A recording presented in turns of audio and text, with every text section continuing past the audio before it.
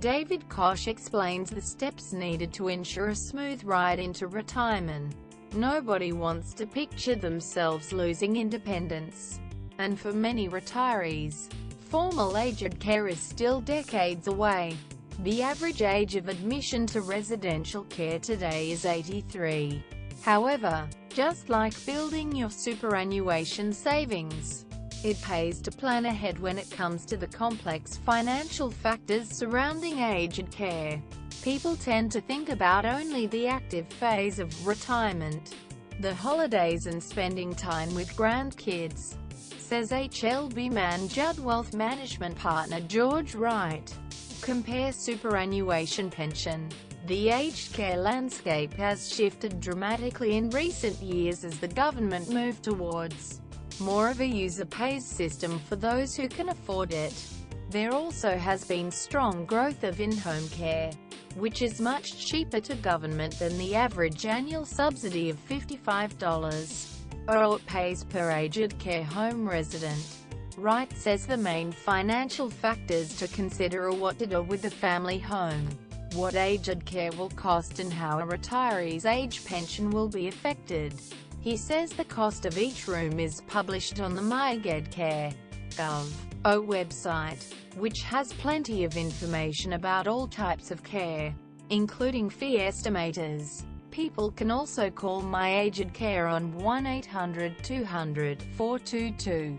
Those with financial means can expect to pay hundreds of thousands of dollars in accommodation payments for most facilities. The more time available to plan, the more time available to make considered decisions, Wright says. AMP financial advisor Darren James says people should be thinking about their aged care options when they are winding down from work and planning for retirement.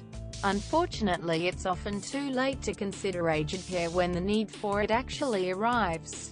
He says, when families are forced to suddenly decide on aged care for a loved one, as is often the case with unexpected illness or injury, the added emotional stress can make finding a solution that family members all agree on almost impossible.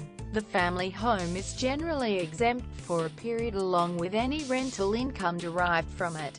However, this is proposed to change. Quote, James says, it also is exempt if a spouse still lives there. Depending on the person's situation, it may be beneficial to either keep the home and rent it out, or sell it to help provide additional cash flow.